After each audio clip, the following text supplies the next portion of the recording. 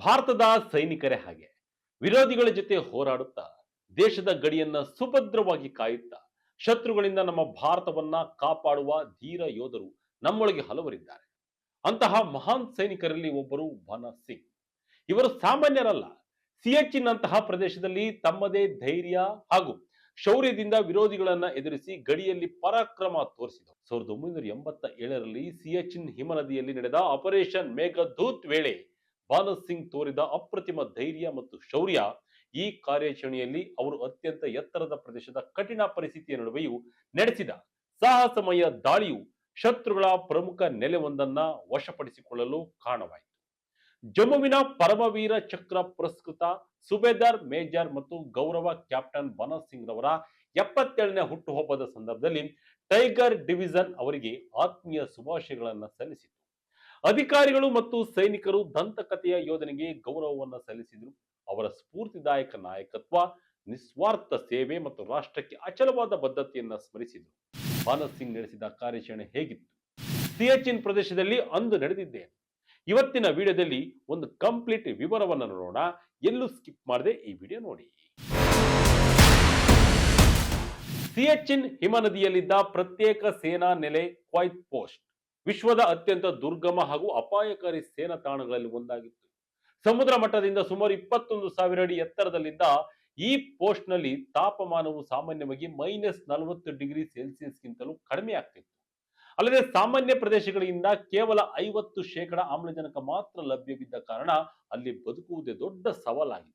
Saltoro ridge ಮೇಲಿದ್ದ ಈ post ನಿಂದ ಭಾರತೀಯ ಸೇನೆಯ ಚಲನವಲನಗಳನ್ನ ಪಾಕಿಸ್ತಾನಿ ಯೋಧರು ಸುಲಭವಾಗಿ ಗಮನಿಸಿ ಮೆಷಿನ್ ಗನ್ ಹಾಗೂ ಪಿರಂಗಿ ದಾಳಿಗಳನ್ನು ನಡೆಸುವ ಸಾಮರ್ಥ್ಯವನ್ನ ಹೊಂದಿದ್ರು. ಸಿಯಾಚಿನ್ನಲ್ಲಿ ನಿಯೋಜಿತರಾಗಿದ್ದ ಭಾರತೀಯ ಯೋಧರಿಗೆ ಈ ಪೋಸ್ಟ್ ನಿರಂತರ ಬೆದರಿಕೆಯಾಗಿತ್ತು. ಸಾಮಾನ್ಯ ಮಾರ್ಗಗಳಿಂದ ನಡೆಸಿದ ದಾಳಿಗಳು ವಿಫಲವಾಗ್ತಿದ್ವು. ಯಾಕೆಂದ್ರೆ ಪೋಸ್ಟ್ಗೆ ಹೋಗುವ ಪ್ರತಿಯೊಂದು ದಾಳಿಯು ಪಾಕಿಸ್ತಾನ ನಿಗಾದಲ್ಲಿಯೇ ಇತ್ತು. ಆದರೆ 1987ರ ಜೂನ್ ನಲ್ಲಿ ನಾಯಬ್ ಸುಬೇದಾರ್ ಭಗತ್ ಸಿಂಗ್ ರವರ ನೇತೃತ್ವದ ಸಣ್ಣ ತಂಡವು ಅಸಾಧ್ಯವೆನಿಸಿದ್ದನ್ನ ಸಾಧನೆಯನ್ನ ಮಾಡಿದೆ.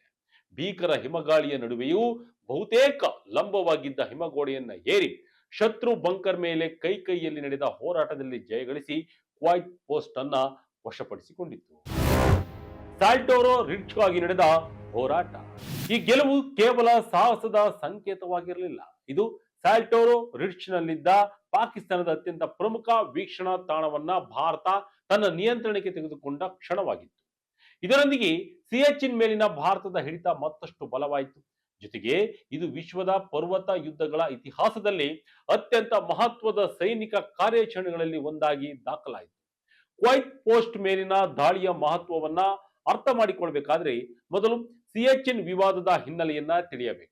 1984ರ ಏಪ್ರಿಲ್ನಲ್ಲಿ ಭಾರತೀಯ ಸೇನೆ ಆಪರೇಷನ್ ಮೇಘದೂತ್ ಎಂಬ ಕಾರ್ಯಾಚರಣೆಯನ್ನ ಆರಂಭಿಸಿತು. ಪಾಕಿಸ್ತಾನ ತನ್ನ ಸೇನೆಯನ್ನ ನಿಯೋಜಿಸುವುದಕ್ಕೂ ಮುನ್ನವೇ ಭಾರತವು ಬಿಲಾ ಪೋಂಡ್ ಲಾ ಮತ್ತು ಸಿಯಾ ಲಾ ಎಂಬ ಪ್ರಮುಖ ಪರ್ವತ ಮಾರ್ಗಗಳನ್ನ ತನ್ನ ವಶಕ್ಕೆ ಪಡೆದುಕೊಂಡಿತು. ಈ ಮೂಲಕ ಸಿಯಾಚಿನ್ ಹಿಮನದಿಯ ಮೇಲಿನ ಎತ್ತರದ ಪ್ರದೇಶಗಳನ್ನ ಭಾರತ ತನ್ನ ನಿಯಂತ್ರಣಕ್ಕೆ ತಂದಿತು. ಇದಕ್ಕೆ ಪ್ರತಿಯಾಗಿ ಪಾಕಿಸ್ತಾನ ತನ್ನ ನೆಲೆಗಳನ್ನ ಬಲಪಡಿಸಿತು ಹಾಗೂ ಭಾರತೀಯ ಸೇನಾ ತಾಣಗಳನ್ನ ವಶಪಡಿಸಿಕೊಳ್ಳಲು ಹಲವು ಪ್ರಯತ್ನಗಳನ್ನ ನಡೆಸಿತು. ಇದೇ ಅವಧಿಯಲ್ಲಿ ಸಿಯಾಚಿನ್ ಹಿಮನದಿ ವಿಶ್ವದ ಅತಿ ಎತ್ತರದ ಯುದ್ಧ ಭೂಮಿ ಎಂಬ ಹೆಸರನ್ನ ಪಡೆದುಕೊಂಡಿತ್ತು. ಇಲ್ಲಿ ಯೋಧರು ಶತ್ರುಗಳ ವಿರುದ್ಧ ಮಾತ್ರವಲ್ಲ, ಹಿಮಪಾತ, ಹಿಮ ಬಿರುಗಾಳಿ ಹಾಗೂ ಜೀವಹಾನಿ ಉಂಟು ಮಾಡುವ ಹವಾಮಾನ ಪರಿಸ್ಥಿತಿಗಳ ವಿರುದ್ಧವೂ ಹೋರಾಡಬೇಕಾಗಿತ್ತು. ಈ ಸಮಯದಲ್ಲಿ ಪಾಕಿಸ್ತಾನದ ಬಿಲಾಪೋಂಡ್ ಲಾ ಸಮೀಪದ ಭಾರತದ ನೆಲಗಳ ಮೇಲ್ಭಾಗದಲ್ಲಿದ್ದ ಹಿಮಶಿಖರದ ಮೇಲೆ ಕ್ವೈತ್ ಪೋಸ್ಟ್ ಅನ್ನ ಸ್ಥಾಪಿಸಿತ್ತು. ಕ್ವೈತ್ ಪೋಸ್ಟ್ ಯಾಕೆ ಅಷ್ಟು ಮಹತ್ವದಾಗಿತ್ತು? ಅಸಾಧ್ಯವೆನಿಸಿದ ಕಾರ್ಯಾಚರಣೆಯ ಯೋಜನೆ. ಇನ್ನು ಕ್ವೈತ್ ಪೋಸ್ಟ್ ತಲುಪುವುದು ಅತ್ಯಂತ ಕಷ್ಟಕರವಾಗಿತ್ತು. ಸುತ್ತಮುತ್ತಲು ಕಡಿದಾದ ಹಿಮದ ಇಳಿಜಾರುಗಳಿದ್ವು. ಸುಮಾರು 21,000 ಅಡಿ ಎತ್ತರದಲ್ಲಿದ್ದ ಈ ತಾಣದಿಂದ ಪಾಕಿಸ್ತಾನಿ ಯೋಧರು ಭಾರತೀಯ ಸೇನೆಯ ಪ್ರತಿಯೊಂದು ಚಲನವಲನವನ್ನ ಸ್ಪಷ್ಟವಾಗಿ ಗಮನಿಸಬಹುದಾಗಿತ್ತು.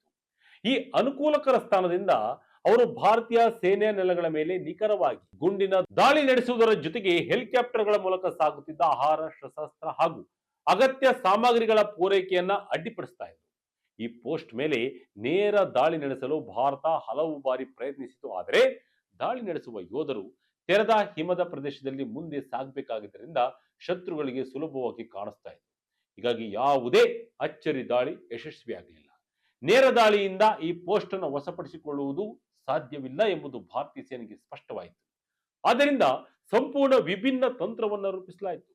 ಪಾಕಿಸ್ತಾನ ಈ ದಾರಿಯಿಂದ ಯಾರೂ ಬರಲು ಸಾಧ್ಯವಿಲ್ಲ ಎಂದು ಭಾವಿಸಿದ್ದ ಬಹುತೇಕ ಲಂಬವಾದ ಹಿಮಗೋಡೆಯನ್ನ ಏರಿ ಹಿಂಭಾಗದಿಂದ ದಾಳಿ ನಡೆಸುವ ನಿರ್ಧಾರವನ್ನು ಕೈಗೊಳ್ಳಲಾಯಿತು. ಈ ಕಾರ್ಯಾಚರಣೆಯ ಜವಾಬ್ದಾರಿಯನ್ನ 8 ಜಮ್ಮು ಮತ್ತು ಕಾಶ್ಮೀರ ಲೈಟ್ ಇನ್ಫ್ಯಾಂಟ್ರಿ ಪಡೆಯ ವೀರೇಂದರ್ ಸಿಂಗ್ ರವರಿಗೆ ನೀಡಲಾಯಿತು.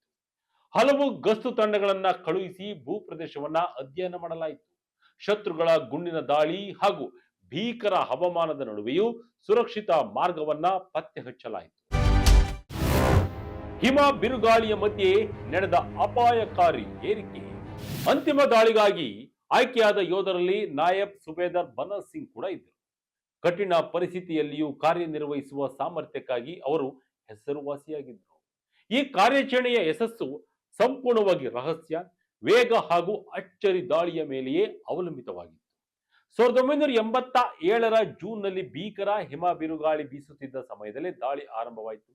ಸಾಮಾನ್ಯವಾಗಿ ಇಂತಹ ಹವಾಮಾನವನ್ನ ಅಡ್ಡಿ ಎಂದು ಪರಿಗಣಿಸಲಾಗುತ್ತದೆ. ಆದರೆ ಭಾರತೀಯ ಸೇನೆ ಅದನ್ನೇ ತನ್ನ ಬಲವನ್ನಾಗಿ ಬಳಸಿತು. ಕಡಿಮೆ ದೃಶ್ಯಮಾನತೆಯಿಂದ ಪಾಕಿಸ್ತಾನಿ ಯೋಧರಿಗೆ ಭಾರತೀಯ ತಂಡದ ಚಲನವಲನ ಗಮನಿಸಲು ಸಾಧ್ಯವಾಗಲಿಲ್ಲ. ಬನಾ ಸಿಂಗ್ ಮತ್ತು ಅವರ ತಂಡ ಹಗ್ಗಗಳು, ಐಸ್ ಆಕ್ಸ್ಗಳು ಹಾಗೂ ಕಾಂಪ್ರಾನ್ಗಳ ನೆರವಿನಿಂದ ಬಹುತೇಕ ಲಂಬವಾಗಿದ್ದ ಹಿಮಗೋಡೆಯನ್ನ ಏರಿದ್ರು. ಕಡಿಮೆ ಆಮ್ಲಜನಕ, ಭೀಕರ ಚಳಿ ಹಾಗೂ ಬಿರುಗಾಳಿಯ ನಡುವೆ ಪ್ರತಿಯೊಂದು ಹೆಜ್ಜೆಯೂ ಜೀವದ ಹಂಗಿನದಾಗಿತ್ತು. ಒಂದು ತಪ್ಪು ಹೆಜ್ಜೆ ಇಟ್ಟರೂ ಆಳವಾದ ಹಿಮ ಬಿರುಗಾಳಿಗಳಿಗೆ ಬಿದ್ದು ಪ್ರಾಣ ಕಳೆದುಕೊಳ್ಳುವ ಅಪಾಯವಿತ್ತು. ಹಲವಾರು ಗಂಟೆಗಳ ಕಾಲ ನಡೆದ ಈ ಏರಿಕೆಯ ಬಳಿಕ ಅವರು ಪಾಕಿಸ್ತಾನದ ಬಂಕರ್ ಸಮೀಪಕ್ಕೆ ಯಾವುದೇ ಅನುಮಾನ ಮೂಡಿಸದೆ ತಲುಪಿದರು.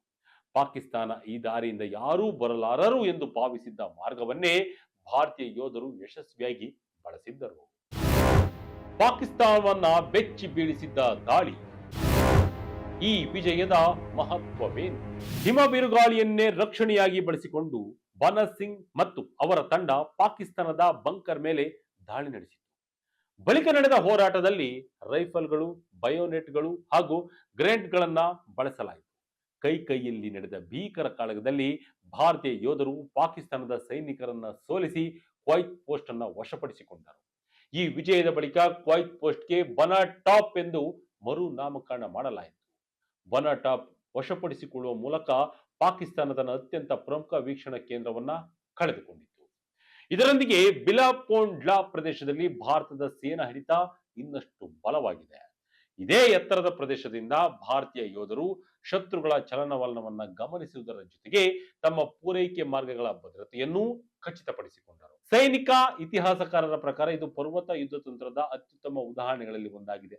ನೇರ ದಾಳಿಯ ಬದಲು ಶತ್ರು ನಿರೀಕ್ಷಿಸಿದ ಮಾರ್ಗವನ್ನ ಆಯ್ಕೆ ಮಾಡಿಕೊಂಡು ಭಾರತದ ಯಶಸ್ಸು ಸಾಧಿಸಿದ್ದು ಸೂಕ್ತ ಯೋಜನೆ, ಹೊಸ ತಂತ್ರ ಹಾಗೂ ವಿಶೇಷ ತರಬೇತಿ ಎಷ್ಟೊಂದು ಮಹತ್ವದೆಂಬುದನ್ನ ಈ ಕಾರ್ಯಾಚರಣೆ ತೋರಿಸಿಕೊಟ್ಟಿತು. ಹಿಮದಲ್ಲಿ ಶಾಶ್ವತವಾಗಿ ಕೆತ್ತಲ್ಪಟ್ಟ ಪರಾಕ್ರಮ. ಈ ಅಪರೂಪದ ಸಾಹಸ ಹಾಗೂ ನಾಯಕತ್ವಕ್ಕಾಗಿ ನಾಯಬ್ ಸುಬೇದಾರ್ ಬನಾ ಸಿಂಗ್ ಅವರಿಗೆ ಭಾರತದ ಅತ್ಯುನ್ನತ ಯುದ್ಧ ಶೌರ್ಯ ಪ್ರಶಸ್ತಿಯಾದ ಪರಂ ವೀರ್ ಚಕ್ರ ಪ್ರದಾನ ಮಾಡಲಾಯಿತು.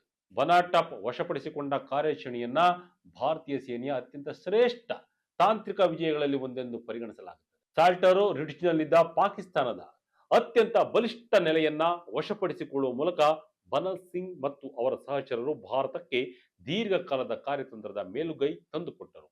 ಸುಮಾರು 4 ದಶಕಗಳಾದರೂ ಈ ಕಾರ್ಯಾಚರಣೆ ಇಂದಿಗೂ ಉನ್ನತ ಪರ್ವತ ಪ್ರದೇಶಗಳ ಯುದ್ಧ ತಂತ್ರದ ಅಧ್ಯಯನಕ್ಕೆ ಆದರ್ಶ ಉದಾಹರಣೆಯಾಗಿದೆ. ನಾಯಬ್ ಸುಬೇದಾರ್ ಬನಾ ಸಿಂಗ್ ರವರ ಆ ಅಪ್ರತಿಮ ಶೌರ್ಯವು ವಿಶ್ವದ ಅತಿ ಎತ್ತರದ ಯುದ್ಧ ಭೂಮಿಯಲ್ಲಿ ಭಾರತೀಯ ಸೇನೆಯ ಸಾಹಸ, ಯೋಜನೆ ಮತ್ತು ದೃಢ ಸಂಕಲ್ಪಕ್ಕೆ ಶಾಶ್ವತವಾಗಿ ಸಂಕೇತವಾಗಿ ಉಳಿದಿದೆ. ಎಸ್, ಈ ಹೋರಾಟದ ಬಗ್ಗೆ ತಮ್ಮ ಅನಿಸಿಕೆಯನ್ನ ಕಮೆಂಟ್ ಮೂಲಕ ತಿಳಿಸಿ. ಇದಾಗಿತ್ತು ಈ ಕ್ಷಣದ ಇಂಟ್ರೆಸ್ಟಿಂಗ್ ಸ್ಟೋರಿ. ಇದೇ ರೀತಿಯ ಸ್ಟೋರಿಗಳಿಗಾಗಿ Vijaya Kanaka website, YouTube page, Facebook page follow ಮಾಡ್ತಾ ಇರಿ. ಧನ್ಯವಾದಗಳು.